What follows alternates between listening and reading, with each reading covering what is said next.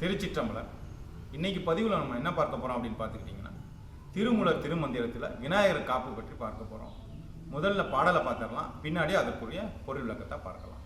திருச்சிற்றம்பலம். திருமூலர் திருவடிகளே சரணம். ஐந்து கரத்தனை யானை முகத்தனை, ஐந்து கரத்தனை யானை முகத்தனை, இந்தின் இளம்பிரை போலும் எயிற்றனை, நந்தி மகந்தனை ஞான கொழுந்தினை, புந்தியில் வைத்தடி போற்றுகின்றேனே. நந்தி மகந்தனை ஞான கொழுந்தினை, புந்தியில் வைத்தடி போற்றுகின்றேனே. திருச்சிற்றம்பலம். திருமூலர் திருவடிகள் சரணம்.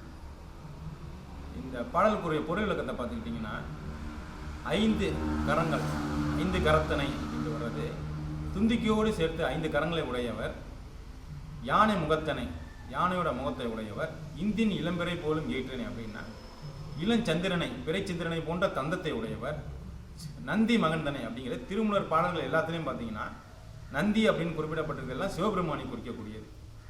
நந்தி மகந்தனைங்கிற சிவபெருமானின் மகனாகிய ஞான கொழுந்தினை, ஞானத்தின் கொழுந்தாகிய விநாயகப் பெருமானின் திருவடியை பற்றி பணிந்து போற்றுகின்றேன் அப்படிங்கிறது பொருள்.